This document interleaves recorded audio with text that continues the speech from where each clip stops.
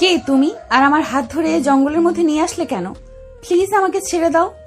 ফেরত দেবেই আমার কাজ শেষ করার পর, তবে আমি তোকে ছাড়বো এর আগে না। প্লিজ আমাকে ছেড়ে দাও। তোমার মতলব আমার একদমই ভালো লাগছে না।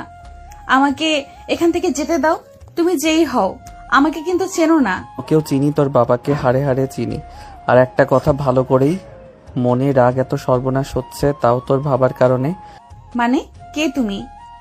নেহার কথা শুনে স্বাধীন ফোনের গ্লাস অন করে নিজের মুখের দিকে তাক করে। নেহা অবাক হয়ে যায়, স্বাধীনের হাত থেকে ছুটার চেষ্টা করে, কিন্তু স্বাধীন নেহার হাত বেঁধে ফেলে। স্বাধীন, তুমি তুমি আমাকে এখানে ধরে নিয়ে এসেছো কেন? কেন ধরে নিয়ে এসেছেন এইটা একটু পরেই জানতে পারবেন। আমি ক্যামেরাটা অন করে রাখছি। কথাটা বলেই স্বাধীন উঠে গিয়ে গাছের ফাঁকা স্থানে ফোন তাদের দিকে তাকিয়ে রেখে আসে। নেহা উঠতে গিয়েও পারে না হাত পা বেঁধে রাখার কারণে। প্লিজ আমার কোনো ক্ষতি করো না। দেখো, আমি তো তোমার কোনো ক্ষতি করিনি, তাহলে তুমি আমাকে। চুপ, একদম চুপ। তোর বক বক শোনার জন্য এখানে আসি নাই। তুই তো কোনো ক্ষতি করিস নাই। তোর বাবার কারণে আমরা ঠিক মতো বেঁচে থাকতে পারছি না। তোর বাবার আমাদের উপরে নজর পড়েছে, আমাদের ক্ষতি করার জন্য উঠে পড়ে লেগেছে। কিন্তু এখানে আমার কি দোষ বলো? আমি তো তোমার বোনের মতো। তোমার বোন আর আমি একই ক্লাসে পড়ালেখা করি, ইভেন দুইজন বান্ধবী। আমি তোমাকে কথা দিচ্ছি, বাসায় গিয়ে আমি বাবাকে সব বুঝিয়ে বলবো, সব ম্যানেজ করে ফেলবো। সেই কথা বললে এখন আর কোনো লাভ হবে না। আমি যা চাই চুপচাপ তা দিয়ে দে, না হলে তোর খবর আছে। কথাটা বলেই স্বাধীন নেহার কাছে আসে, নেহার উপর থেকে ওড়না সরিয়ে ফেলে। নেহা কান্না করতে লাগে আর স্বাধীনকে কাকুতি মিনতি করতে লাগে। প্লিজ ভাই, আমার এত বড় ক্ষতি করো না। আমি কারোর সামনে মুখ দেখাতে পারবো না, প্লিজ। আমার বাবার প্রতিশোধ কেন তুমি আমার উপরে নেবে? কারণ আমি ভালো করেই জানি যে তোর বাবার দুর্বলতার একমাত্র পয়েন্ট তুই। তোর ক্ষতি হলে তোর বাবা পাগল হয়ে যায়, এটা আমি লক্ষ্য করেছি। তাই তোকে রেপ করে ভিডিও করে তোর বাবাকে ব্ল্যাকমেইল করব। প্লিজ না, আমাকে যেতে দাও। বাবার কি আমি সব বুঝিয়ে বলবো। আমি ভালো করে জানি তোকে এখন ছেড়ে দিলে তুই তোর বাবার কাছে কান্না করে সব বলে দিবি। তখন উল্টো তোর বাবা আমাদের উপর ঝাঁপিয়ে পড়বে, বাঁচতে দেবে না আমাদেরকে। এমনিতেই মৃত লাশের মতো আমাদের পরিবার বেঁচে আছে। নেহাকে আর কোনো কথা বলতে না দিয়ে স্বাধীন নেহার উপর ঝাঁপিয়ে পড়ে চিৎকার করে বলতে লাগে। নেহার চিৎকার যেন জঙ্গল পেরিয়ে কোনো লোকের কানে পৌঁছায় না। এক পর্যায়ে নেহা হাল ছেড়ে দেয়। স্বাধীনের স্পর্শগুলো তার বুকে কাটা মতল বৃত্তে লাগে। একটু পর স্বাধীন নেহার উপর থেকে উঠে দাঁড়ায়, প্যান্ট শার্ট পরিধান করে নেয়। নেহার দিকে তাকিয়ে দেখে তার শরীরে পোশাক দেয়। শরীরের অনেকটা অংশে কামড়ে দাগ লেগে আছে। মাথার চুল এলোমেলো, অনুব্রত কান্নাই করে চলেছে। এত ন্যাকামি আর করতে হবে না। সেই তো গিয়ে বাবাকে সব খুলে বলবি। এই নিয়ে পোশাক পরে নে, বাসায় যা। রাতে জঙ্গলে থাকা ভালো না, জন্তু জানোয়ার এসে আগমন করতে পারে। তুই যা আজ আমার সাথে করলি তা মোটেও ঠিক করলি না। আমি তোর বড় বোনের মতো। আর কিসের ভয় দেখাচ্ছিস? মৃত্যুর? তুই কি ভেবেছিস আমি বেঁচে থাকবো? আমি তখন জীবিত একটা লাশ, শুধু মৃত্যুর প্রহর গোনা মাত্র। তুই চলে গেলেই আমি গলায় রশি দেব। না না, সেটা করলে তো আর হবে না। তোর বাবাকে শাস্তি দেওয়া, সে কান্না করব, একটু পর সব ঠিক হয়ে যাবে। তোর বাবাকে ছটফটিয়ে তিলে তিলে কান্না করতে দেখতে মজাই পাবো। এইটা তোকে নিয়ে ভাবতে হবে না, যা এখান থেকে। যা করার তা তো করেছিস। আর হ্যাঁ প্লিজ, আমি মারা গেলে এই ভিডিও কাউকে দেখাবি না, তখন আমি মরে গিয়েও শান্তি পাবো না। কথাগুলো কান্না করতে করতে বলতে লাগে। না স্বাধীন বুঝতে পারে সেখান থেকে চলে গেলে নেহা সুইসাইড করবে। ভাবতে লাগলে কি করবে, তাই নেহার কাছে এসে আর হাত থেকে দড়ি খুলে দেয়। নেহা তাড়াতাড়ি করে পোশাক পরিধান করে নেয়। স্বাধীন গাছ থেকে ফোন পেরে ভিডিও বন্ধ করে পকেটে পুরে নেয়। পিছনে তাকিয়ে দেখে তখনই পাশে শব্দ হতে লাগে। স্বাধীন সেদিকে দৌড় দেয়, দেখে নেহা জঙ্গলের মধ্যে দিয়ে দৌড়াচ্ছে। স্বাধীন দৌড়ে গিয়ে নেহাকে ধরে ফেলে। কিভাবে দৌড়ে কোথায় যাচ্ছ? যদি মরেই যাও তাহলে আমি এত কিছু কল্পনা করেছি তার তো কিছুই হবে না। যা করার তা তো করেছিস, প্লিজ আমাকে ছেড়ে দে। এখনো খেলা শেষ হয়নি, সবে তো মাত্র শুরু। অনেক কিছু দেখার বাকি আছে। মানে শেষ হয়নি আবার শুরু করবি? এখন যা করার তোর বাবার সামনে করব, তোকে এটা নিয়ে ভাবতে হবে না। এখন চল আমার সাথে, জঙ্গলের মাঝে অনেক ভয়ঙ্কর পশু থাকতে পারে। আমি তো সেটাই চাই, এই পাপিষ্ঠ দেহটা খুবলে খুবলে কাক পশু খাক, অন্তত তারা তাদের খিদা নিবারণ করতে পারবে তো। তাছাড়া এই দেহর কোনো মূল্যই নেই। নেহার কথাগুলো স্বাধীনের অনেক খারাপ লাগে। সে বুঝতে পারে নেহাকে যা করেছে তা একদমই ঠিক হয়নি। তাই নেহাকে কোলে তুলে নেয়। নেহা স্বাধীনের কাছ থেকে ছাড়া পাবার চেষ্টা করে কান্না করে, তাও স্বাধীন নেহাকে ছেড়ে দেয় না। জঙ্গল থেকে বের করে রাস্তায় গাড়িতে বসিয়ে স্বাধীন বাইক চালিয়ে বাসার দিকে যেতে লাগে। নেহা নামতে গিয়েও স্বাধীন তৎক্ষণাৎ গাড়ির ব্রেক করে ফেলে। রেগে বাইক থেকে নেমে নেহার গালে ঠাস ঠাস করে থাপ্পড় লাগিয়ে দিয়ে বলে, কি শুরু করেছি? যা বলছে না তোর মরতে ইচ্ছা করছে তাই না, যা করার তা করিস। আগে বাসায় চল, তোর বাবাকে ভিডিওটা দেখাবো, তারপর তোর যা ইচ্ছে তাই করিস। এখন অন্তত চুপচাপ করে গাড়িতে উঠে বস। প্লিজ, তোর পা ধরে বলছি, এই ভিডিও বাবাকে দেখাস না। বাবাকে আমি আর মুখ দেখাতে পারবো না। নেহার কথা শুনে স্বাধীন হাসতে থাকে। তারপর বাইকে উঠে বসে নেহা পিছনে বসতে স্বাধীন তার শার্ট খুলে নেহাকে তার সঙ্গে বেঁধে ফেলে। তারপর ফুল স্পিডে বাইক চালিয়ে চেয়ারম্যানের বাড়ির সামনে চলে আসে। দরজায় দেখে অনেক মানুষের সমাগম। এমন অবস্থায় স্বাধীন গিয়ে গাড়ি ব্রেক করে। সবাই তাকিয়ে থাকে নেহার এই অবস্থা দেখে। সবাই অবাক হয়ে যায়। গেট খুলে দিতেই স্বাধীন গাড়ি নিয়ে ভিতরে ঢুকে পড়ে। গাড়ির শব্দ শুনে গাড়ির ভিতর থেকে সবাই বাইরে চলে আসে। তক্ষুনি স্বাধীন আর নেহা গাড়ি থেকে নেমে নেহার বাবা নেহাকে এমন অবস্থায় দেখে রাগে আগুন বের হতে লাগে, মাথা দিয়ে আগুন হয়ে যায়। তুই ঠিক আছিস তো? আর তোর এই অবস্থা কেন? আর কে ছেলে? নেহা তার বাবার প্রতি উত্তরে কোনো জবাব দেয় না। দৌড়ে তার মাকে জড়িয়ে ধরে কান্না করতে লাগে। নেহার মা মেয়ের এই অবস্থা দেখে কান্না করতে লাগে। তুমি কি কিছুই বুঝতে পারছো না মেয়েটার কি বেহাল দশা? তারপরে এমন প্রশ্ন করছো, আর এই ছেলেকে তুমি আমার মেয়ের এত বড় সর্বনাশ করলে, তারপরে আবার এত বড় সাহস তোমার আমার বাসায় আবার আসো। বাসায় না নিয়ে আসলে সুইসাইড করতে নিয়ে গিয়েছিলি, তখন তো আমার কোনো প্ল্যানিং কাজে লাগতো না, তাই আর কি বাসায় নিয়ে এসেছি যেন মরে না যায়। মানে কি বলছো তুমি? আর তুমি কি আমাদের চেনো না? আমার মেয়েকে এত বড় সর্বনাশ করলে জানো তুমি এর পরিণাম কি হতে পারে তোমার আর তোমার পরিবারের? কি করবেন? আর মেরে ফেলবেন আমাদের? এর থেকে তো আর বেশি কিছু পারবেন না, কিন্তু আপনাদের মান সম্মান ধুলোয় মিশিয়ে দিলাম, এইটার কি করবেন? তোমার এত বড় সাহস, আমি দেখে তো অবাক হয়ে যাচ্ছি। নেহার বাবা, তুমি কিছু বলছো না যে? চেয়ারম্যান সাহেব আর কি বলবে, তার মেয়ের এই দশা তার কারণেই। আর হ্যাঁ চেয়ারম্যান সাহেব, আপনার মেয়ের সুন্দর 42 মিনিটের ভিডিও আছে, আপনি চাইলেই এটা পাবলিশড করতে পারেন। কানে কানে কথাটা বলে স্বাধীনে নেহার বাবার কাছে গিয়ে নেহার বাবা রেগে স্বাধীনের গলা চেপে ধরে। স্বাধীন নেহার বাবার হাত থেকে কোনোভাবে ছাড়া পেয়ে মাটিতে বসে কাঁদতে লাগে। ওয়েট, বাকি কথা শুনে তারপরে না হয় যা ইচ্ছে তাই করিয়েন। চেয়ারম্যান সাহেব, আমি এমন জায়গায় ভিডিও রেখে দিয়েছি, আমি যদি আগামী 1 ঘন্টা পর পর যদি টাইম চেঞ্জ না করি, তখন অটোমেটিক অনলাইনের প্রত্যেকটা মাধ্যমে পাবলিশড হয়ে যাবে। স্বাধীনের কথা শুনে আরো রেগে যায় নেহার বাবা। মারতে গিয়েও মারে না। তখনই পাশ থেকে নেহার মা বলে, এই ছেলেকে বলছো তুমি কিসের ভিডিও? আবার 1 ঘন্টা পর টাইম চেঞ্জ না করলে পাবলিশড হয়ে যাবে।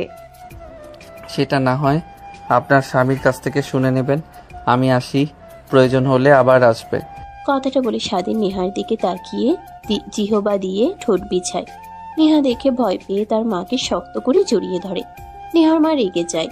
স্বাধীন বের হতে যাবে বাড়ি থেকে, তখনই সবাই আটকে ফেলে। নেহার বাবার দিকে স্বাধীন তাকাতে সবাইকে নেহার বাবা চোখের ইশারা দিতে স্বাধীনকে যেতে দেয়। নেহার মা রেগে যায় মেয়ের এই দশা দেখে, আর নেহার বাবার চুপ থাকা দেখে।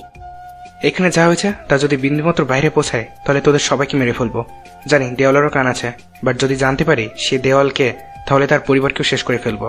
সো বি কেয়ারফুল, আর সবাই যে যার কাজে যাও। মনে করবে একটু আগে যা হয়েছে তার কিছুই মন থেকে স্মৃতি সব মুছে ফেলো, এতেই তোমাদের ভালো হবে। কি বাবা, এত বাজে! আর আমি তো সবাইকে বলতাম আমার বাবা ওয়ান অফ দ্য বেস্ট বাবা। সবাই অনেক বাজে কথা বলতো, আমি তাদের কথায় কোনো জবাবই দিতাম না। ভাবতাম তারা হয়তো ভুল বলছে, কিন্তু আজ বুঝতে পারলাম তারাই ঠিক ছিল, আমি ভুল। এখন তোর বাবা হাড়ে হাড়ে টের পাবে গরিবদের উপর জুলুম করার পরিণতি কি হয়। তারপর নেহার মা নেহার সঙ্গে কথা বলতে লাগে। গোসল করিয়ে দেয় ছোট বাচ্চাদের মতো যখন ভূপিষ্ঠ হয়, কিছু করতে পারে না, সবকিছু করতে হয় এমন অবস্থায়। তারপর পোশাক পরিধান করে নেয় নেহা। নেহা তার মাকে জড়িয়ে ধরে পায়, মাথা রেখে ঘুমানোর চেষ্টা করে। ঘুমাতে গেলেই তখনই স্বাধীনের চেহারা ভেসে ওঠে, আর তার সঙ্গে ঘটে যাওয়া নির্মম কাহিনী। নেহার মা ভালো করেই পড়তে পারেন। নেহার মাথায় হাত বুলিয়ে দিতে লাগে আর বলতে লাগে, দেখ মা, সংগ্রাম করে বেঁচে থাকার নামই হচ্ছে জীবন, জানিস তোর বাবা আমাকে কিভাবে বিয়ে করেছে? আমি ছিলাম অনেক গরিব ঘরের মেয়ে, তোর বাবা ছিল বড়লোক ঘরের ছেলে। তোর বাবা আমাকে অনেক পছন্দ করত। তোর বাবা এখন যে রকম দেখছিস এর থেকেও ভয়ঙ্কর বোকাটি ছিল। তার উত্তাপে কোনো মেয়ে রাস্তা দিয়ে হাঁটতেও পারতো না। তোর বাবাকে দেখে সবাই ভয় পেত, আমিও ভয় পেতাম। এক পর্যায়ে আমাকে ভালোবাসে কথাটা বলে আমি ভয় পেয়ে সেখান থেকে চলে যাই, বাড়িতে গিয়ে কান্না করি। তারপরের দিন বাড়িতে ঘটক আসে আমার বিয়ের কথা নিয়ে। তোর বাবার সঙ্গে আমি রাজি হই না, আমার মা বাবাও রাজি হয় না। তোর বাবা জোর করে লোক নিয়ে গিয়ে আমাকে তুলে নিয়ে এসে বিয়ে করে ভেবেছিল জীবন দিয়ে দেব, এই বোঘাটের সঙ্গে সংসার করব না। কিন্তু ভাবলাম জীবন দিয়ে দিলে তো আর সবকিছু ঠিক হয়ে যাবে না, তাই নিজেকে শক্ত করে তোর বাবাকে ভালোবাসার জালে বেঁধেছিলাম। তারপর আমি যা করতে বলি তাই করে, যেখানেই উঠতে বলি সেখানেই উঠে, যেখানে বসতে বলি সেখানেই বসে। নেহার মা কথাগুলো বলি নেহার কোনো সারা শব্দ না পেয়ে নেহার দিকে তাকিয়ে দেখে ঘুমিয়ে গেছে। নেহার মা মুচকে একটা হাসি দিয়ে নেহার মাথা বালিশে রেখে গায়ের উপরে কাঁথা জড়িয়ে লাইট অফ করে রুম থেকে বের হয়ে যায়। দেখে এখনো বসার রুমে মাথা নিচু করে নেহার বাবা বসে আছে। তখনই নেহার মা নেহার বাবার কাছে গিয়ে বসে পড়ে। তোমাকে আগেই বলেছিলাম এসব অন্যায় কাজ ছেড়ে দাও, কিন্তু তুমি আমার কথা শোনোইনি। এইবার তো হলো, তোমার কারণে আজ আমার মেয়ের এত বড় সর্বনাশ হলো। আমি আমার ভুল বুঝতে পারছি, কিন্তু এখন কি করব কিছুই তো বুঝতে পারছি না। সব মাথার উপর দিয়ে যাচ্ছে। তুমি কিছু বলো।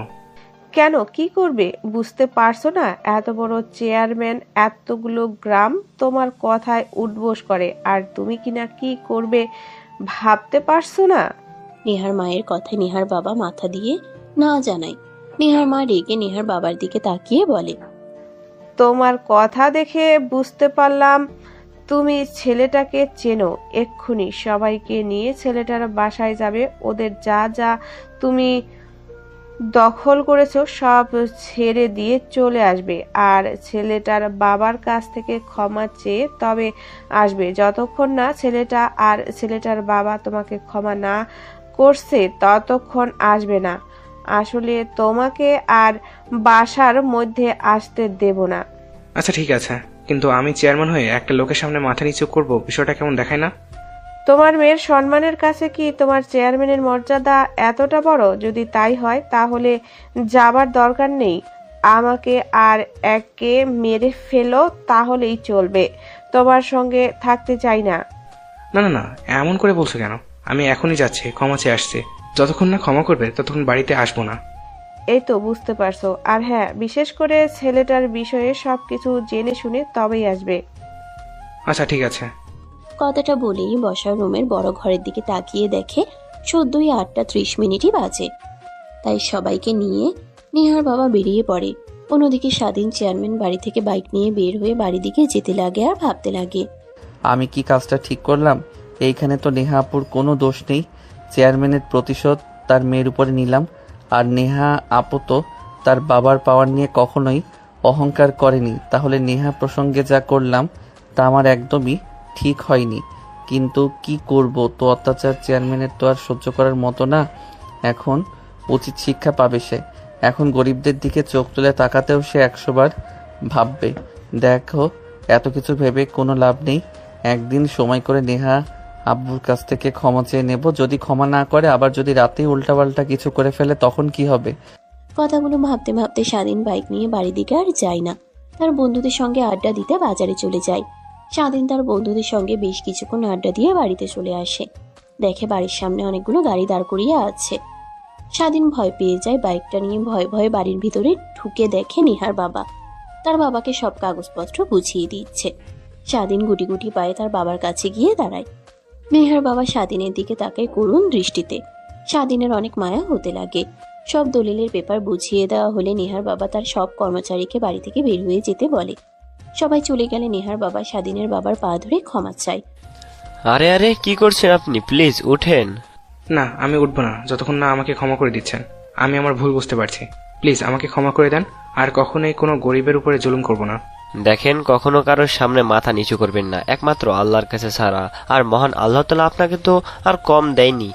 এত এত সম্পত্তি কি এসব ভোগ করবে? শুনেছি আপনার মাত্র একটাই মেয়ে, তাহলে এই পাপিষ্ট টাকা আর কত খাইবেন বলেন?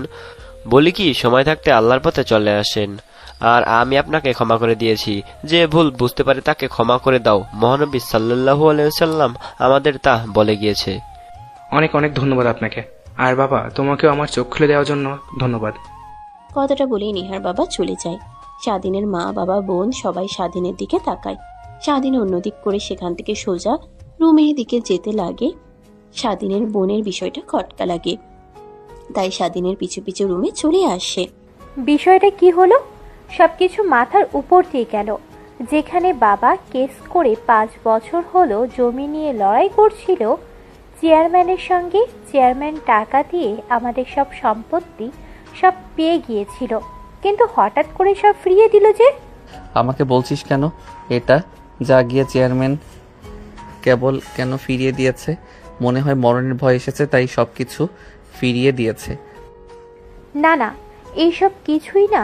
আমার কেমন জানি মনে হচ্ছে তোর এইসবের পিছে হাত আছে।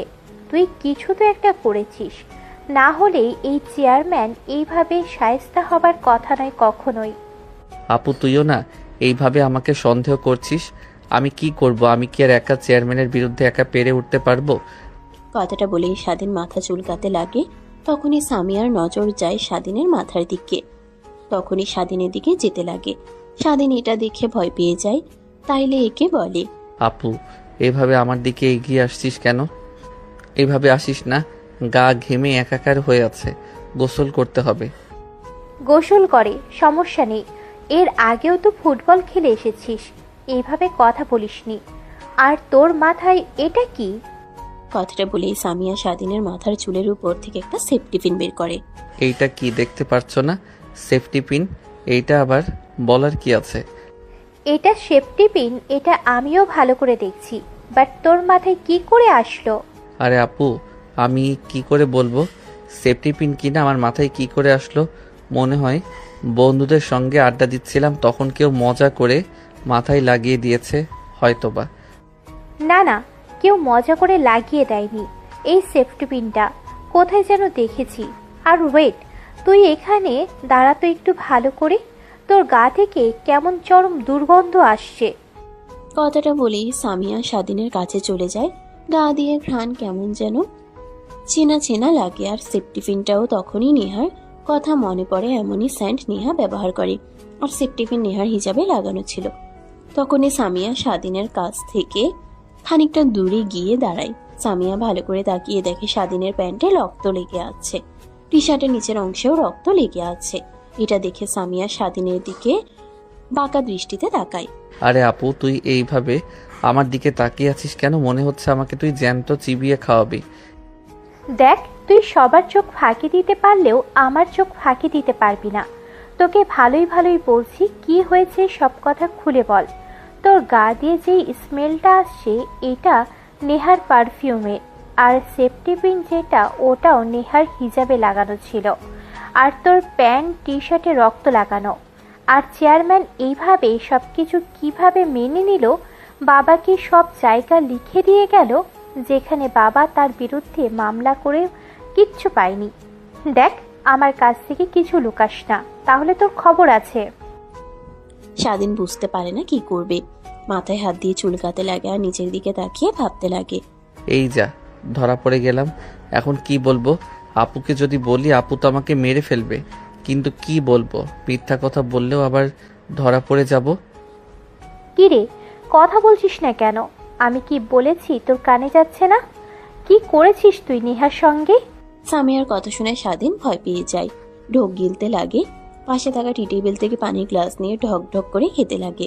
সামিয়া এসব দেখে তার আর বোঝার বাকি নাই কি হয়েছে নেহার সাথে। রাগ হতে লাগে, তারপরেও স্বাধীনের মুখ থেকে সত্যিটা শুনতে চায়। কিরে, বলছিস না কেন? তোর কাছে কি জিজ্ঞাসা করছি? দেখ, সত্যি কথা বলবি। তুই যদি চালাকি করিস আমার সাথে তাহলে তোর কিন্তু খবর আছে। মানে আপু, আমি কি করব নেহা আপুর সাথে? আর তুমি যা ভাবছো তা একদমই নয়। কিভাবে যে মাথায় এসে ক্লিপ লাগলো আর প্যান্টের রক্ত লেগে আছে। বন্ধুদের সঙ্গে বসেছিলাম, আর তুমি তো জানো রিফাত পান খায়, ওর হয়তোবা পিক লেগেছে। দেখ, আমাকে শিখাতে আসিস না। আমি ভালো করেই জানি কোনটা রক্ত আর কোনটা পানের পিক। সত্যি কথা বলবি নাকি মা বাবার কাছে গিয়ে বলবো? না না আপু, মা বাবাকে বলিও না, আমি তোমাকে সব সত্য কথাই বলছি। প্লিজ, তুমি আমাকে ভুল বোঝো না। আমার মাথা ঠিক ছিল না, বাবাকে দেখেছি কান্না করতে, তাই মাথা ঠিক ছিল না। আমার ভুল করে ফেলেছি আপু। তারপর স্বাধীন সামিয়াকে সবকিছু বলে। সামিয়া শুনে অবাক হয়ে যায়, তার ভাই এত জঘন্য একটা কাজ করতে পারে। মাথায় হাত দিয়ে বসে থেকে ভাবতে লাগে। একদম তুই আমার কাছে আসার চেষ্টা করবি না। আজ থেকে তুই আমার ভাই না। যা এখান থেকে সর। আপু প্লিজ আমাকে ক্ষমা করে দাও, আমি আমার ভুল বুঝতে পারছি। নেহা আপুর সাথে যা করেছি তা ভুল ছিল আমার। তোর সঙ্গে কথা বলতেও এখন আমার রুচিতে বাড়ছে। যা এখন এখান থেকে সর। গোসল করে আয়। এই শরীর নিয়ে ঘুমাচ্ছিস, তো লজ্জা করছে না? এখন আমি নেহার সামনে কি মুখ নিয়ে দাঁড়াবো? আমার ছোট ভাই এত বড় একটা কাজ করে ফেলবে কখনো ভাবতেও পারিনি। সামিয়া এসবই ভাবছিল। স্বাধীনের গোসল করা শেষ হলে বাহিরে বের হয়ে আসে। স্বাধীন দেখে তার বোন নিচের দিকে তাকিয়ে কি যেন ভাবছে। গোসল করা শেষ হলে পোশাক পরিধান করে খাটের উপরে বসে ফোন দেখছিল। এমন সময় সামিয়া বলতে লাগে, তুই যা করেছিস একদমই ঠিক করিসনি। ওর ফল তোকে একদিন না একদিন ভোগ করতেই হবে। আমি বাবা মাকে গিয়ে সব বলে দেব তাদের গুণধর ছেলে কতটা খারাপ হয়ে গেছে। না আপু প্লিজ না, মা বাবাকে কিছু বলো না, তারা শুনলে অনেক কষ্ট পাবে। আপু, আমি আমার ভুল বুঝতেই তুমি আমাকে যা করতে বলবে আমি তাই করব। ঠিক কিছুই করতে হবে না, তুই চুপচাপ করে থাকবি। যা করার আমি করব। আর শোন, বাহিরের কাউকে যেন বলিস না। আছে আপু। কথাগুলো বলে সামিয়া চিন্তিত হয়ে রুম থেকে বের হয়ে যায়। অন্যদিকে নেহার বাবা স্বাধীনদের বাড়ি থেকে বের হয়ে বাসায় চলে যায়। বসা রুমে বসে থাকে, দেখে নেহার মা বসে আছে। নেহার বাবাকে দেখে নেহার মা প্রশ্ন করে, গিয়েছিলে ছেলেটার বাড়িতে আর সবকিছু দিয়ে এসেছো যা যা চেয়েছে? হ্যাঁ, দিয়ে এসেছি। এখন কি করবে? মেয়েটার এই অবস্থা যদি কেউ ফোন করে বুঝতে পারে তাহলে তো আমার মান সম্মান সব চলে যাবে। আমি বলি কি, বিয়ে দিয়ে দেই, মেয়ের এটাই ভালো হবে। সেটাই করো। আচ্ছা, তোমাকে যে বলে এসেছিলাম ছেলেটার বিষয়ে জানতে, তুমি কি জেনে এসেছো কিছু? শুনেছি অনেক ভালো আর ভদ্র ছেলে, কিন্তু ভালো ভদ্র ছেলে হলে কি কখনো কোনো মেয়েকে ধর্ষণ করতে পারে? আমার মেয়ের দিকে তাকিয়েছিল না ও? ওর তো একদিন না একদিন আমি মেরে ফেলবো। দেখো, মাথা গরম করো না। একটা বার তুমি ছেলেটার জায়গায় দাঁড়াও। তার বাবার সঙ্গে তুমি যা যা করেছো, ছেলেটার রেগে তোমার মেয়ের সঙ্গে উল্টাপাল্টা কাজ করেছে তোমার কারণে। আমার মেয়ের এই অবস্থা হয়েছে, সেখানে ছেলেটার নয়, তুমি দোষী, তোমার দোষ। ছেলেটা যেহেতু ভালো, তাহলে আমি বলি কি, নেহার ওর সঙ্গে বিয়ে দেই কি? আজ পর্যন্ত তোমার সব কথা শুনে এসেছি, কিন্তু তুমি যা বললে আমি তা কখনোই করতে পারবো না। ওর মতো ফকিনীর বাচ্চার সঙ্গে আমার মেয়ের বিয়ে দিতে পারবো না। এই কথাটা আমি তোমার রাখতে পারবো না। আমি বৌমার বন্ধুকে কথা দিয়েছিলাম তার ছেলের সঙ্গে আমার মেয়ের বিয়ে দিব। তাদের ফোন করে বলেছি আগামীকাল চলে আসবে। কিন্তু কোনো কিন্তু নাই। আর নেহাকেও কিছু বলতে হবে না। ওরা যদি আসে, নেহা আমাকে কালকে আংটি পরিয়ে যাবে, তারপর বিয়ে দিনক্ষণ দিয়ে যাবে। বিয়ে দিয়ে দিলে সব ঠিক হয়ে যাবে। কথাটা বলে নেহার বাবা চলে যায়। নেহার মা উঠে তার রুমে চলে যায়, ঘুমিয়ে পড়ে। মাঝরাতে হঠাৎ দুঃস্বপ্ন দেখে নেহার ঘুম ভেঙে যায়, আর ঘুম আসে না। ব্যালকনিতে গিয়ে দাঁড়ায়, রাতের ঠান্ডা বাতাস শরীরে এক অন্যরকম ভালো লাগা কাজ করে। নেহা বেশ কিছুক্ষণ দাঁড়িয়ে থাকে, চাঁদের দিকে তাকিয়ে থাকে। আর মনে মনে ভাবতে লাগে। এত কি ভাবছিস নেহা? তুই দেখ, চাঁদ আলো দেয়, রাতের চারদিকটা অন্ধকার থেকে আলোকিত করে রাখে, তারপরেও তার গায়ে কত দাগ। আর সেইখানে তো তুই যা হয়েছে ভুলে যা, নতুন করে বাঁচতে শেখ, দুঃস্বপ্ন মনে করে সব মুছে ফেল। কিন্তু ছেলেটার কাছে তো ভিডিও আছে, যদি কোনোভাবে পাবলিশ করে দেয়। না না, মনে হয় না ভিডিওটা পাবলিশ করবে। বাবাকে যা বলেছে, বাবা তো মনে হয় কথা মতো কাজ করবে। এত আর ভাবতে পারছি না। কথাটা বলেই নেহা মাথা চেপে ধরে ব্যালকনিতে থাকা দোলনায় বসে পড়ে। বসে থাকতে থাকতে কখন যে ঘুমিয়ে যায় বুঝতে পারে না। সকালের আলোয় আর আজানের শব্দে নেহার ঘুম ভেঙে যায়। নেহা ব্যালকনি থেকে উঠে রুমে চলে যায়। ওয়াশরুমে গিয়ে গোসল করে রুমে এসে জায়নামাজ বিছিয়ে নামাজ পড়ে নেয়। মোনাজাতে কান্না করতে করতে ক্ষমা চায়। ঠিক তখনই নেহার মা নেহার রুমে প্রবেশ করে। নেহা তাড়াহুড়ো করে নামাজ শেষ করে তার মাকে প্রশ্ন করে, মা, তুমি এত সকালে আমার রুমে কি করছো? মারে, তোকে একটা কথা বলতে এসেছি। মেয়েদের জীবন চিরস্থায়ী নয়, তাদের স্বামীর বাড়ি যেতে হয়। আর তোর বয়স তো কম হয়নি, তোর বিয়ে দেব তোর বাবা বলছে। আমি অনেকবার মানা করেছি মেয়েটার মানসিকভাবে ঠিক হোক, কিন্তু আমার কোনো কথাই শুনেনি। কিন্তু মা, আমি এখন বিয়ে করতে পারবো না, মেন্টালি প্রিপেয়ার্ড না। বাবাকে গিয়ে বলো। দেখ মা, তোর বাবাকে অনেক বুঝিয়েছি, সে আমার কোনো কথাই শুনছে না, বিয়ে দিয়ে ছাড়বে মনে হয়। তাই তোকে বলতে আসলাম, আজকে ওনারা আসবে যে কোনো সময় তোকে দেখার জন্য। কথাগুলো বলেই নেহার মা রুম থেকে চলে যায়। নেহা চিন্তিত হয়ে খাটের উপর বসে পড়ে। ঠিক তখনই ফোনের রিং হতে লাগে। ফোনের দিকে তাকিয়ে দেখে সামিয়া ফোন করেছে। নিমিষেই রাগ হতে লাগে, মনে মনে ভাবতে লাগে, সামিয়ার তো কোনো দোষ নেই, বড় ভাই আমার সাথে উল্টাপাল্টা কাজ করেছে। এখন যদি আবার আমি স্বাধীনের মতো স্বাধীনের রাগ তার বোনের উপর খাটাই, কেমন দেখায় না? চাও ওয়েট, ফোন রিসিভ করছি, কি বলে শুনি।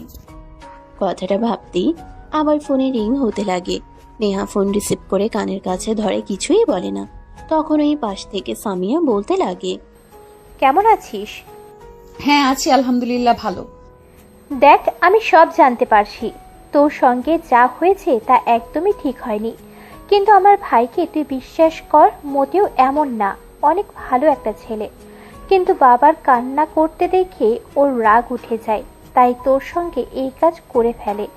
দেখ, আমি তোর সাথে কথা বলছি কি মুখ নিয়ে তা নিজেও জানি না।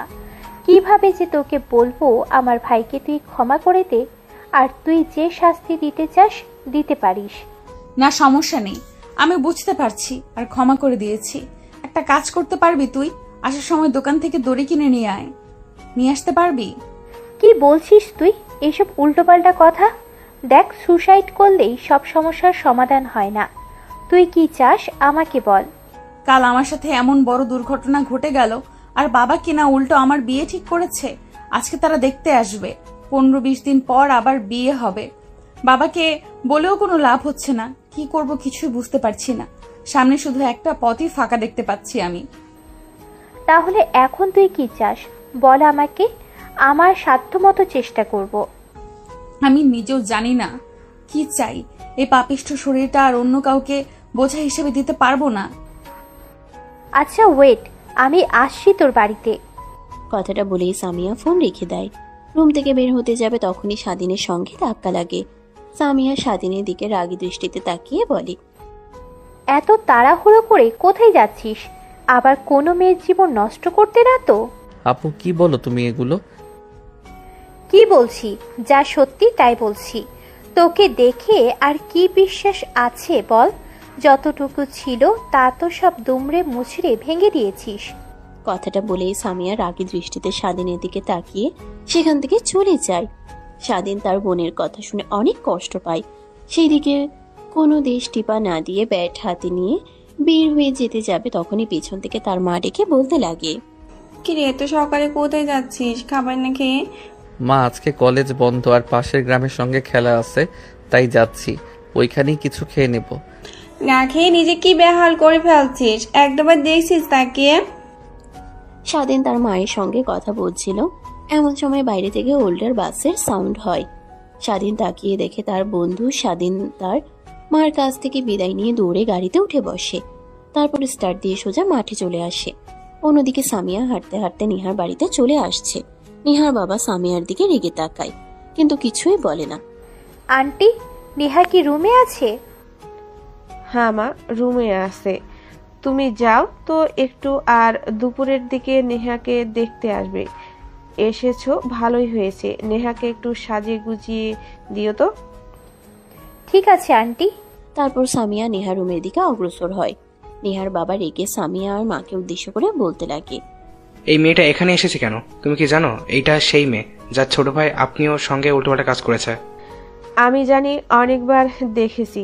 সামিয়া মামুনিকে বাইরে থেকে নিয়ে গিয়েছে, আর মেয়েটা কিছু জানে না। মনে হয় জানলে কখনোই আসতো না। না জানলেই ভালো। আর আমার কিন্তু বিন্দুমাত্র একে বিশ্বাস হয় না। তোমার মেয়েকে আবার যেন উল্টোপাল্টা কিছু না বোঝায়। দেখো, বিষয়টা তুমি খেয়াল রেখো এদিকে। কথাটা বলেই নেহার বাবা জরুরি কাজে ইউনিয়ন পরিষদে চলে যায়। অন্যদিকে সামিয়া নেহার রুমে গিয়ে দরজায় কড়া নাড়ে। কে? আমি সামিয়া। ও, তুই এসেছিস?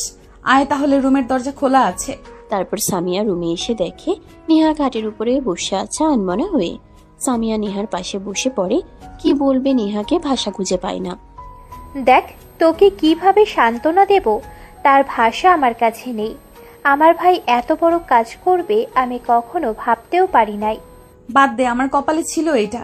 একে তো এত বড় দুর্ঘটনা ঘটে গেল আমার সাথে, তারপর আবার বাবা আমার বিয়ে ঠিক করেছে তার বন্ধুর ছেলের সাথে। কেন? ঠিকই তো করেছে আঙ্কেল। যার সিদ্ধান্ত নিয়েছে তোর ভালোর জন্যই নিয়েছে। সবকিছু ভুলে সুখে সংসার কর, এই দোয়া করি। কিন্তু আমি তো তোর ভাইকে ছাড়া অন্য কাউকে বিয়ে করতে পারবো না। মানে কি বলছিস তুই? তোর মাথা ঠিক আছে? আমার ভাইকে বিয়ে করবি মানে? দেখ, মনে উল্টোপাল্টা চিন্তা একদমই আনিস না। তোর ভাই আমাকে ধর্ষণ করেছে, তোর ভাইকেই এই দেহ ভোগ করতে হবে। তাছাড়া আমি এই পাপিষ্ঠ দেহ আর অন্য কাউকে দিতে পারবো না। সামিয়ার কথা যেন হারিয়ে ফেলে। নেহার উত্তরে কি বলবে কিছুই বুঝতে পারে না, কিন্তু নেহার গম্ভীর কণ্ঠে ভয় লুকিয়ে আছে, এটা সামিয়াই স্পষ্ট বুঝতে পারে। দেখ, তোর মাথা ঠিক নেই। রুমে বসে আছিস আর আজে বাজে চিন্তা করছিস। বাহিরে দিয়ে ঘুরে আয়, দেখবি মন ফ্রেশ হবে। উল্টোপাল্টা চিন্তা মাথা থেকে বের হয়ে যাবে। তারপর সামিয়া নেহাকে জোরাজুরি করে বাহিরে নিয়ে আসে। তারপর দুজনে হাঁটতে লাগে। পাশ থেকে অনবরত সামিয়ার কথা বলেই চলেছে, কিন্তু নেহা তো তার ভাবনার জগতে যোগ দেওয়া আছে। কি রে নেহা, তোর কি হয়েছে? কোথায় হারিয়ে গেলি? কখন থেকে তোর পাশে দাঁড়িয়ে বক বক করছি, কোনো উত্তরই দিচ্ছিস না। দেখ, তোকে তো বললামই ভালো লাগছে না আমার। রুমে থাকি, বাইরে বের হব না, কিন্তু তুই তো আমার কোনো কথাই শুনলি না। ভাবলাম তোকে নিয়ে বাহিরে দিয়ে ঘোরালে তোর মনটা ফ্রেশ হবে। চল মাঠের দিকে যাই। তারপর সামিয়া আর নেহা দুজনে হাঁটতে হাঁটতে মাঠের দিকে চলে আসে। দেখে সবাই ক্রিকেট খেলছে। আরেকটু এগিয়ে যেতেই দেখে স্বাধীন ব্যাট করছে। তারা দুজন দাঁড়িয়ে স্বাধীনের খেলা দেখতে লাগে। এক পর্যায়ে খেলা শেষ হলে স্বাধীন রাস্তার দিকে তাকিয়ে নেহা আর তার বোনকে দেখে অবাক হয়ে যায়। পিছনের দিকে তাকিয়ে নাই স্বাভাবিক হতে গিয়েও পারে না। একটা কাজ করবি, তোর ভাই কি এখানে ডেকে নিয়ে আয় তো। কেন এখানে ডেকে নিয়ে আসবো? ও খেলছে ওর মতো, খেলুক। ডেকে নিয়ে আসতে বলছি, আয়। এত কথা বলছিস কেন? কাজ আছে, তুই দেখতে পারবি এমনিতেই। তারপর সামিয়া স্বাধীনের ফোনে ফোন করে। স্বাধীন নম্বর দেখে পেছনের দিকে তাকায়। ফোন রিসিভ করতেই সামিয়া তাদের দিকে আসতে বলে। স্বাধীন ভয় ভয়ে এগিয়ে আসতে লাগে। এখন বল, ও খেলছে, আমরা ঘুরতে এসেছি। স্বাধীন কি এখানে ডেকে নিয়ে আসার মানে কি? তোর ভাই রাতে যা করেছে সব মোবাইলে ভিডিও করেছে, ওই ভিডিও ডিলিট করতে বলবি। এর কারণেই ডেকে নিয়ে আসছি। কি আবার ভিডিও করেছে? আজকে আগে বাড়ি যায়, তারপর ওর একটা কিছু হচ্ছে। কিছুই করবে না, এখন থেকে ও আমার স্বামী, ভুলে যাস না। তোর মাথা পুরোটাই গেছে। আঙ্কেল যা করেছে ভালোই করেছে তোর বিয়ে দিয়ে। বিয়ে তো আমার হচ্ছে না, আর যদি আমার বিয়ে হয় তা একমাত্র তোর ভাইয়ের সাথেই হবে। সামিয়া রেগে নেহার দিকে তাকায়, একটা হাসি দেয়। নেহার হাসি দেখে সামিয়া ফিক করে হেসে ফেলে। এই মেয়েটার গোমরা মুখ দেখতে সামিয়ার কেন জানে একদমই ভালো লাগে না। স্বাধীন তাদের কাছে এগিয়ে আসতেই সামিয়া রেগে গিয়ে স্বাধীনের গালে থাপ্পড় দিতে যাবে।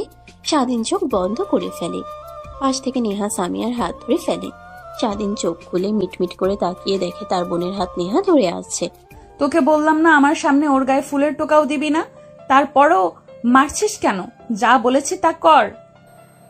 আচ্ছা ঠিক আছে। আর স্বাধীন, তোর মোবাইলে নাকি নেহার সাথে যা করেছিস তা ভিডিও রেকর্ড করেছিস, ভিডিওটা ডিলিট করে দে। আপু আমি কোনো ভিডিও করিনি, শুধু ভয় দেখানোর জন্য মোবাইলটা রেখে দিয়েছিলাম। সত্যি বলছিস তো, নাকি পরে আবার ব্ল্যাকমেল করবি? না আপু সত্যি বলছি, আমি কোনো ভিডিও করিনি, চাইলে ফোনটা নিয়ে চেক দিতে পারো। মোবাইল চেক দিতে হবে না, আর যদি ভিডিও করে থাকো তাও লাভ নেই, তা কখনো পাবলিশ করতে পারবে না, কারণ আমি হব। নেহা বাকি কথা বলতে না দিয়ে সামিয়ার মুখ চেপে ধরে। স্বাধীন অবাক হয়ে যায়। এখন যা, গিয়ে ক্রিকেট খেলো। তারপর স্বাধীন সেখান থেকে চলে যায়। নেহা তার মুখ থেকে সামিয়ার হাত সরিয়ে হাঁপাতে লাগে। কুত্তি, আর একটু হলে তো মারা যেতাম। তোর মাথা ঠিক আছে? কি বলতে নিয়েছিলি? দেখ, আমরা আর তোরা কখনোই এক হওয়ার নই। তোর বাবা একজন চেয়ারম্যান, আর আমার বাবা সামান্য একজন ব্যবসায়িক ক্লাস কৃষি কাজ করে সে। তো কি হয়েছে? তোরা কি মানুষ না? আর আমাকে কি তোর পছন্দ না? আমি কি বাবার মতো রাগিয়ে অহংকারী যে আমাকে তোর ভাইয়ের বউ করা যায় না? দেখ, অবুঝের মতো কথা বলিস না। আর এর থেকেও বড় কথা হলো, আমার ভাই তোর থেকে 4 বছরের জুনিয়র। এটা কিভাবে সম্ভব হয় বল? তো কি হয়েছে? এখন তো অনেক জুনিয়র সিনিয়রের বিয়ে হচ্ছে, এটা কোনো বিষয় না। তোর মাথা পুরোটাই গেছে। আমি কিসের জন্য যে তোকে এখানে নিয়ে আসলাম? তুই ঘরের মধ্যেই ভালো ছিলি, আর যাবার সময় আঙ্কেলকে বলে যাব তোকে যেন পাবনায় গিয়ে রেখে দিয়ে আসে। পাবনায় না, তোর ভাইয়ের সঙ্গে একই রুমে রাখলেই হবে।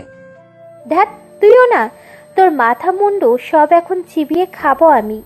সামিয়ার কথা শুনে নেহা হাসতে লাগে, সামিয়াও হাসতে লাগে। তারপরও দুজনে গ্রাম দিয়ে আরো একটু ঘোরাঘুরি করে নেহা তার বাসায় চলে আসে। সামিয়া চলে যেতে চাবে, তখনই নেহার মা ডাক দিয়ে কাছে নিয়ে আসে। আন্টি, কিছু বলবেন আমাকে? হ্যাঁ, বসে এখানে আর কোথায় যাচ্ছ? তোমাকে না বললাম নেহাকে দেখতে আসবে? তুমি নেহাকে গুছিয়ে নিয়ে আসো। তুমি তো একমাত্র নেহার বান্ধবী, আর তো কেউ নেই।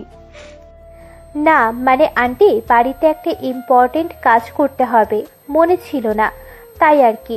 যাচ্ছি আমি, সময় মতো ঠিক চলে। আচ্ছা মা, তাহলে যাও। আর আরো একটা কথা, সময় করে চলে আসবে কিন্তু। আর নেহাকে একটু বুঝিও, আমরা যা করছি তার ভালোর জন্যই করছি।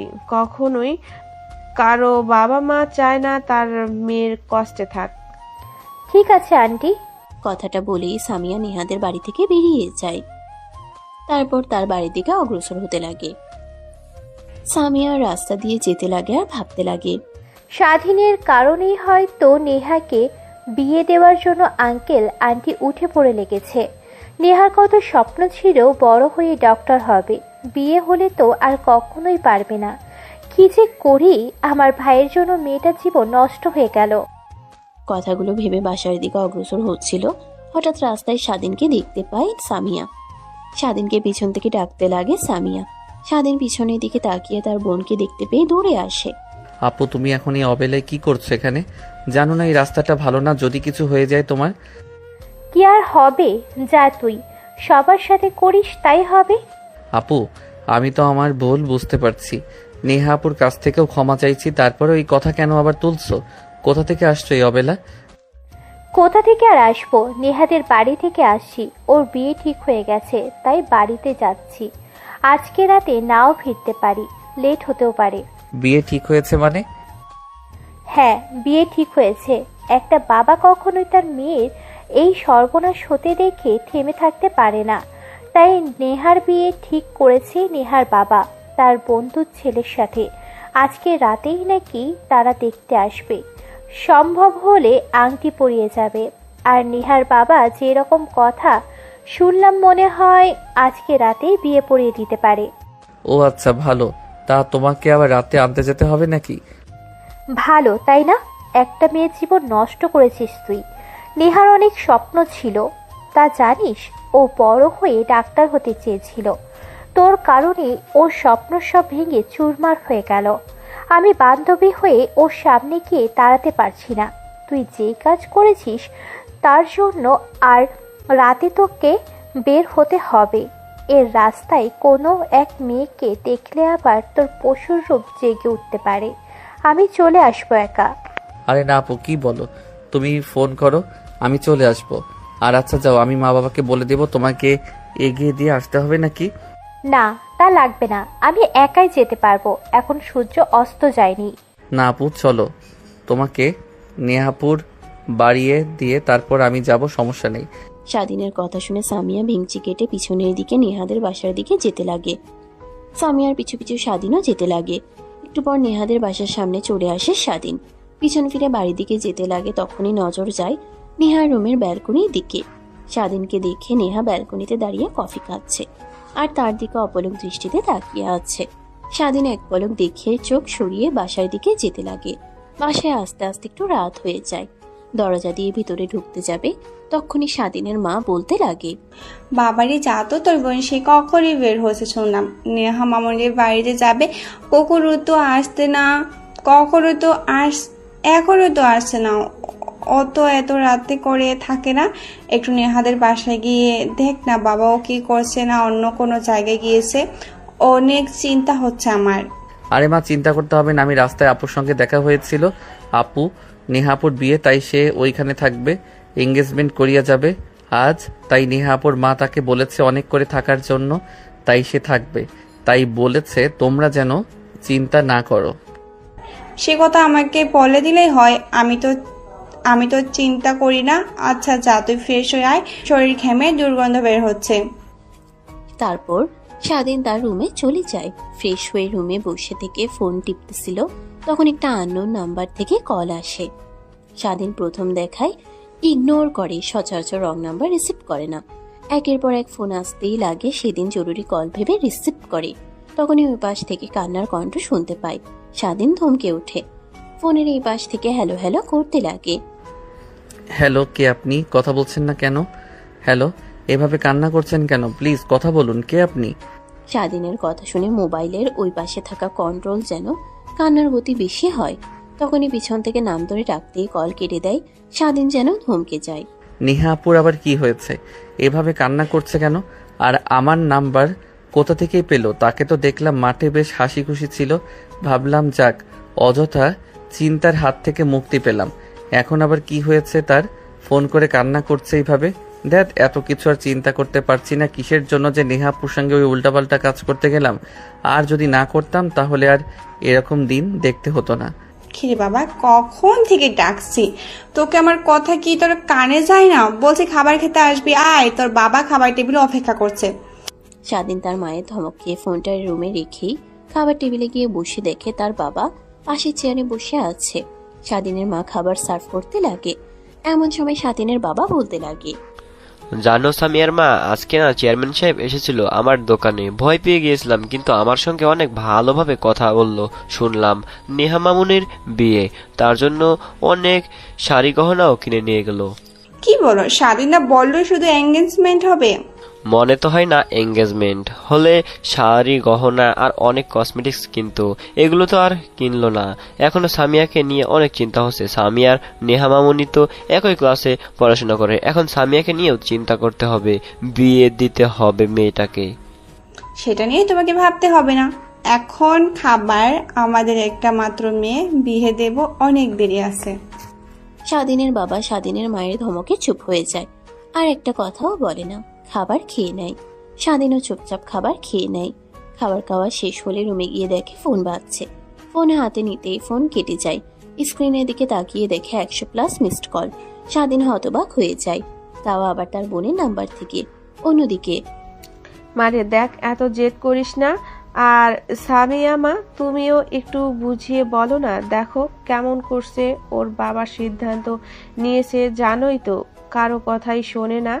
আর ছেলেটা অনেক ভালো দেখছি, ভদ্র, নম্র আর অনেক সুদর্শন, স্মার্ট। আমার অনেক পছন্দ হয়েছে। এখন এত কথা না বলে রেডি হয়ে নিচে আয়, কাজী সাহেব অপেক্ষা করছে।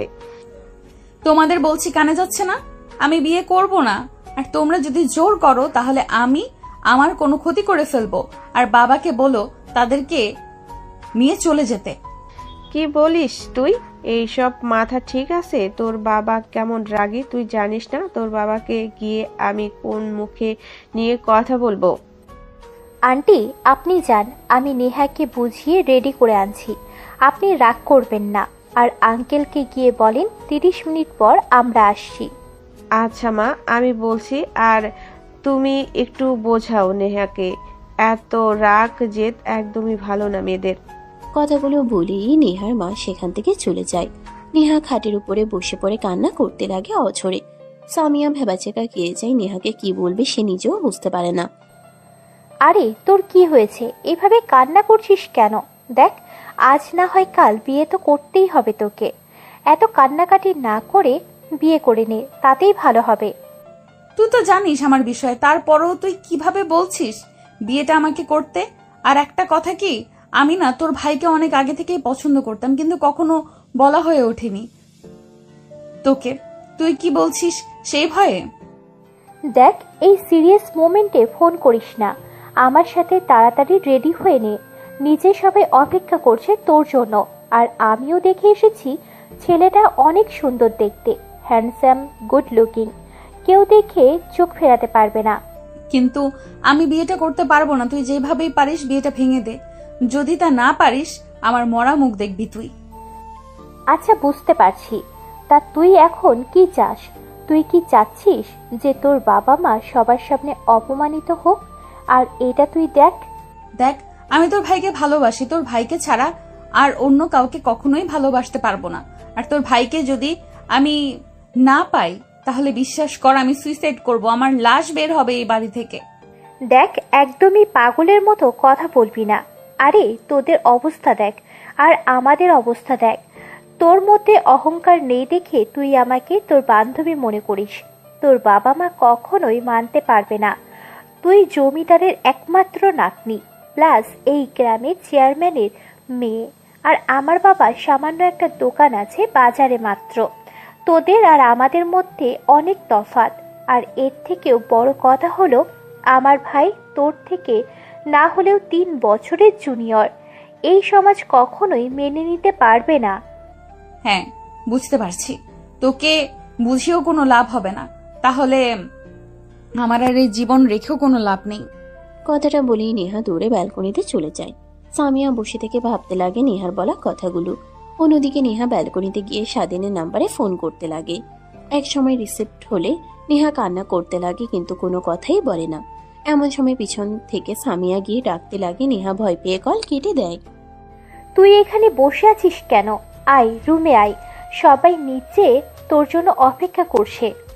দেখ তোকে বললাম তোর কানে যায়নি, আমি বিয়ে করব না আর এসব পরিধান করব না। তুই যদি এখন জোরাজোরি করিস তাহলে কিন্তু আমি কিছু একটা করে ফেলবো। নেহার কথার প্রতি উত্তরে সামিয়া কি বলবে যেন ভাষাই খুঁজে পায় না। ব্যালকনি থেকে বের হয়ে রুমে সোফায় বসে থাকে। অন্যদিকে নেহা ফোন করতে লাগে।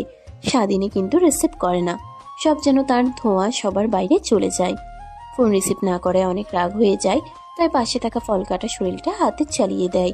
অন্যদিকে সামিয়া বসে থাকে। একটু পর নেহার মা আসে। দরজা খুলে দিতেই নেহার মা নেহার কথা জিজ্ঞেস করলে সামিয়া ব্যালকনিতে ইশারা করে। ব্যালকনিতে গিয়ে দেখে নেহা ফ্লোরে পড়ে আছে আর চারিপাশটা রক্তে ভিজে আছে। নেহার মা চিৎকার দিয়ে ওঠে। নেহার মায়ের চিৎকার শুনে নেহার বাবা দৌড়ে রুমে আসে। মেয়ের এই অবস্থা দেখে হতভম্ব হয়ে যায়। কিভাবে হলো নেহার এই অবস্থা? আমিও তো জানি না। নেহাকে তো রেডি করতে রুমে ধুয়ে গেলাম, ব্যালকনিতে এসে দেখি হাতের রক কেটে ফ্লোরে পড়ে আছে, রক্ত দিয়ে ভিজে গিয়েছে। জলদি করে হসপিটালে নিয়ে যেতে হবে। অন্যদিকে সামিয়া ভয় পেয়ে যায়, মূর্তির ন্যায় দাঁড়িয়ে থাকে। নেহার বাবা নেহাকে তুলে গাড়ি করে জলদি বেরিয়ে পড়ে হসপিটালে নিয়ে যাওয়ার জন্য। অন্যদিকে সামিয়া কি করবে বুঝতে পারে না। নিচে চলে আসে, দেখে সবাই দাঁড়িয়ে আছে অবাক হয়ে। সামিয়াকে দেখতে পেয়ে প্রশ্ন করে, আচ্ছা কি হলো হঠাৎ করে? আর আপনি কে, কিছু কি বলতে পারেন? মানে নেহা বিয়ে করতে রাজি হয়নি। নেহার বাবা মার সাথে আমিও জোরাজুরি করি, তাই রেগে গিয়ে ও হাতের রক কেটে ফেলেছে। ও মাই গড, কি বলছেন আপনি? আর বাবা তুমি না বললে মেয়ে রাজি? আর এখানে তো দেখি পুরোটাই উল্টা। আর তুমি কিভাবে বিয়েতে রাজি না হওয়া মেয়েকে আমার সঙ্গে জোর করে বিয়ে দিতে রাজি হয়ে গেলে? আরে বাবা, আমি তো নিজেও জানি না। চেয়ারম্যান বলল যে নেহা মামনি রাজি, তাই আমিও রাজি হয়ে তোমাকে ঢাকা থেকে নিয়ে এসেছি। আর এখানে তো দেখি পুরোটাই ভিন্ন। চলো, আর চেয়ারম্যান আসুক, ওর সঙ্গে আমার বোঝাপড়া আছে। আচ্ছা বাবা চলো। আর কাজী সাহেব, সরি আপনাকে এতক্ষণ বসিয়ে সময় নষ্ট করার জন্য। আরে না বাবা, সমস্যা নাই। এখন বসে সময় নষ্ট করে অভ্যাস তো হয়ে গিয়েছে। অনেক বিয়েই তো দেখলাম চোখের সামনে, এইভাবে ভেঙে গেল। কিন্তু বাবা, সবাই তো বাসা অপেক্ষা করছে নতুন বউয়ের জন্য। পুরো বাসাতে এতক্ষণে হই হুল্লোড় দিয়ে পরিপূর্ণ হয়ে গেছে। এখন তাদের সামনে মুখ নিয়ে দাঁড়াবো বাবা? কি মুখ নিয়ে দাঁড়াবে? মানে যা সত্যি তাই বলবে। কিন্তু বাবা। ছেলেটার বাবা কথাটা বলেই সামিয়ার দিকে তাকায়। সামিয়া অবাক হয়ে যায়, ভয় হতে লাগে। হাতে থাকা ফোন বের করে তার ভাইকে ফোন করতে লাগে, অর্থাৎ স্বাধীনকে, কিন্তু রিসিভ করে না। আচ্ছা মা, তোমার নাম কি আর তোমার বাবার নাম কি? মানে আঙ্কেল, আমার নাম সামিয়া আর বাবা হাসমত শেখ। ও, তুমি হাসমতের মেয়ে? বাজারে যে দোকান আছে ওই হাসমত? সামিয়া মাথা দিয়ে হ্যাঁ বোঝায়। পাশে থাকা ছেলেটা বুঝতে পারে তার বাবা কি বলবে। এখন ছেলেটা তার বাবাকে হাত দিয়ে ইশারা দিয়ে না বলতে বলে, কিন্তু ছেলেটার বাবা তার ছেলের কোনো কথাই শোনে না। আরে মা শোনো, আমি তোমার বাবাকে অনেক ভালো করে জানি, আর তোমার বাবা অনেক ভালো মানুষ, সেই সুবাদে তুমিও অনেক ভালো হবে। আর আমার একটা কথা রাখবে মা, তুমি আমার ছেলেটাকে বিয়ে করো। কি বলছেন আঙ্কেল? বিয়ে মানে? মা বাবা কারোর পারমিশন ছাড়া আমি বিয়ে করতে পারবো না। সরি, আপনার যদি এতই পছন্দ হয় আমার বাবা মায়ের সঙ্গে কথা বলেন, এখন আসতে দেন আমাকে। কথাটা বলে সামিয়া যেই চলে আসতে যাবে, অমনি ছেলেটার বাবা সামিয়ার সামনে গিয়ে দাঁড়ায়। পা ধরতে যাবে, এমন সময় সামিয়া পাশে সরে যায়। আরে আঙ্কেল, কি করছেন আপনি? এসব হাত পা ধরছেন কেন? আরে মা, বলো না, পুরা বাসা ভর্তি মানুষ আর সবাইকে দাওয়াত দেওয়া হয়ে গেছে। আমি তো আর জানতাম না যে এই বিষয়, তবে তাহলে আর এইসব করতাম না। এখন কি করব? সবার সামনে কি মুখ নিয়ে দাঁড়াবো আমি? বলি কি, তুমি আমার ছেলেকে বিয়ে করো, তাও সবার সামনে বলতে পারবো না আমার ছেলের বিয়ে হয়েছে। আর আমি জানি এখন যদি আমার ছেলের বিয়ে দিতে না পারি, ঢাকায় চলে গিয়ে আর আসবে না। আরে বাবা, কি করছো তুমি? ছাড়ো নাকি? আর আপনি জানতো, তুমি এমনিতে জোর করে একবার বিয়ে দিতে গিয়ে আমার জীবন নষ্ট করে ফেলেছিলে। আবার একই কাজ করলে এখন আবার অন্য মেয়ের জীবন নষ্ট করতে চাও। আমি তা একদমই হতে দিব না। চলো এখান থেকে, আমি আর কোনো বিয়ে করব না। সামিয়া অবাক হয়ে যায় লোকটার কান্না মাখা চোখ আর ছেলেটার দিকে তাকিয়ে ভাবতে লাগে। এখন কি করব? আমি রাজি হয়ে যাব? লোকটাকে দেখে তো অনেক প্রাণ বেতারক মনে হচ্ছে, আর ছেলেটাও দেখতে খারাপ না মনে হয়। এর আগেও এইভাবেই বিয়ে ভেঙে গিয়েছিল, তাই হয়তো এত রেগে আছে। আমি হ্যাঁ বলে দিই, মা বাবাকে পরে বুঝিয়ে বললেই হবে। আর লোকটা যেহেতু বলছে বাবাকে চেনে, তাহলে কোনো সমস্যা নেই। আর কেউ না থাকলে বিয়েটা করতে কেমন হয় না? আর স্বাধীন কি এত করে ফোন করছে, এখনো আসছে না? এর আবার কি হলো যে একবার বাসায় যাই, তারপর দেখছি ওকে। আরে মা, কি ভাবো এত তুমি? প্লিজ হ্যাঁ বলে দাও। আমি আছি, কাজী সাহেব আছে। ঠিক আছে আঙ্কেল, বাট এখানে তো আমার অভিভাবক নেই, তাহলে কিভাবে বিয়ে হবে? আমি আছি, কাজী সাহেব আছে। আর তুমি তো রাজি, তাহলে আর সাক্ষী কোনো দরকার পড়ে না। আরো পরে তোমার মা বাবাকে। ছেলেটার বাবার কথা শুনে সামিয়া মুচকে একটা হাসি দেয়। তারপর ছেলেটার পাশে নিয়ে গিয়ে বসিয়ে দেয়। কাজী সাহেব বিয়ে পড়াতে লাগে। এমন সময় স্বাধীন দরজা ঠেলে ভিতরে প্রবেশ করে তার বোনকে আর পাশে একটা ছেলেকে দেখতে পেয়ে রেগে ছেলেটার কলার চেপে ধরে। সবাই অবাক হয়ে যায়। এমন সময় সামিয়া স্বাধীনকে ছেলেটার কলার ছাড়িয়ে বলতে লাগে, আরে ভাইয়া, এত রেগে যাচ্ছিস কেন? আগে আমার কথা শোন। না আপু, ছেলেটার কত বড় সাহস তোমাকে জোর করে বিয়ে করছে। আজ ওর একদিন কি আমার একদিন। জোর করে না, এতে আমার সম্মতি আছে আর আমি রাজি। রাজি মানে?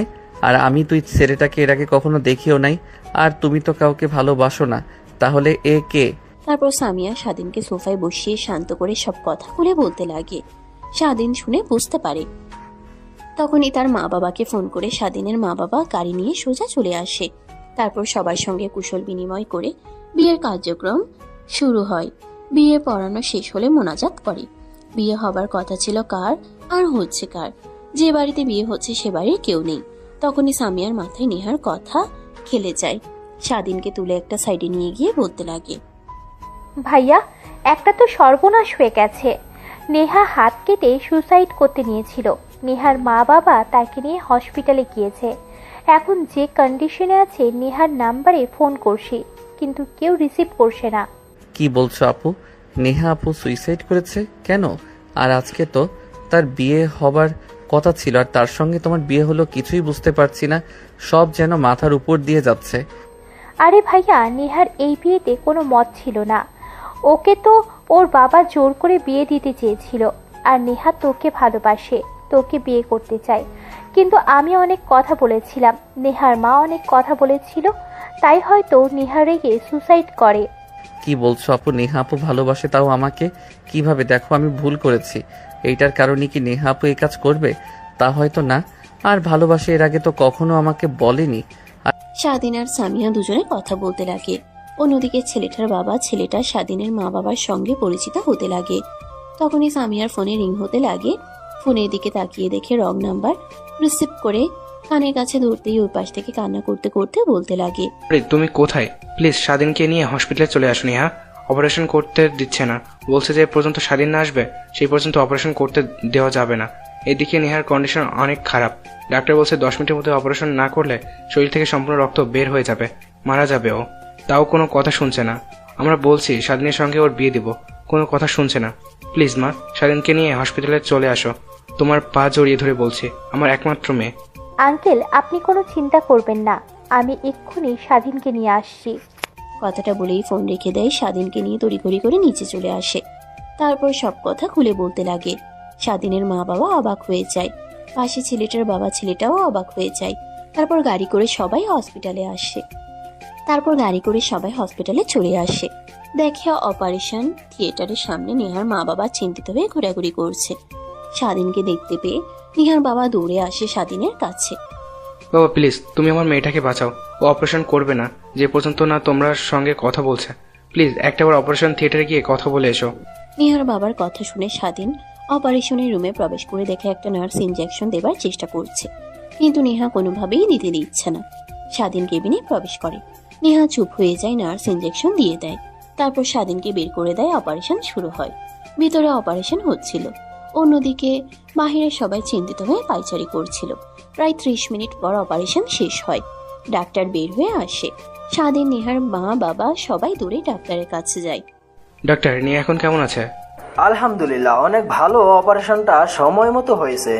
আর যদি 2-3 মিনিট দেরি হতো তাহলে বাঁচানো যেত না কোনোভাবেই। একটু পর কেবিন শিফট করা হবে। তারপর সবাই একত্রে না গিয়ে এক এক করে দেখা করবেন। আর হ্যাঁ, মেয়েটা অনেক জেদি। আমি আমার লাইফে কখনো এত জেদি মেয়েকে দেখিনি। যা চায় তাই দিন, এভাবে জীবন নষ্ট করবেন না। কথাটা বলেই ডাক্তার চলে যায়। একটু পর নেহাকে কেবিনে শিফট করা হয়। করে সবাই কথা বলে আসে। স্বাধীন যায় না। স্বাধীনের বাবা এসে স্বাধীনকে বললে স্বাধীন কেবিনে প্রবেশ করে। নেহা উঠে বসে। স্বাধীন দেখে নেহার কাছে গিয়ে বসে উঠতে বারণ করে। আরে কি করছেন? ওইভাবে উঠতে হবে না, সমস্যা হবে আপনার। আর কিছুই হবে না, আমার লাইফলাইন আমার কাছে চলে এসেছে। কথাটা বলি নেহা স্বাধীনের বুকে মুখ লুকায়। স্বাধীন হতভম্ব হয়ে যায়। কি বলবে বুঝতে পারে না, কিন্তু নেহার ছোঁয়া তার অনেক ভালো লাগে। নেহা কিনিদের সঙ্গে আর শক্ত করে জড়িয়ে ধরে। এইভাবে শক্ত করে নিজের সঙ্গে জড়িয়ে রাখবে তো বাকিটা পথ, নাকি ছেড়ে দেবে মাঝপথে নিয়ে? যেই পর্যন্ত এই দেহে প্রাণ আছে সেই পর্যন্ত তোমাকে আর কোথাও যেতে দিচ্ছি না। এই শক্ত করে জড়িয়ে ধরছি, একটু আগলে যেতে দেব না। কথাটা বলি স্বাধীন নেহাকে উঠিয়ে কপালে চুমু খায়। তারপর দুজনে দুষ্টুমি করতে লাগে। অন্যদিকে কেবিনের বাইরে থেকে ছোট্ট গ্লাস দিয়ে সবাই দেখতে লাগে স্বাধীন আর নেহার কাণ্ড। স্বাধীনের বোন আর দুলাভাই লজ্জা পেয়ে দূরে চলে যায়। এভাবে সমাপ্তি হয় ভালোবাসার আরো একটি গল্পের।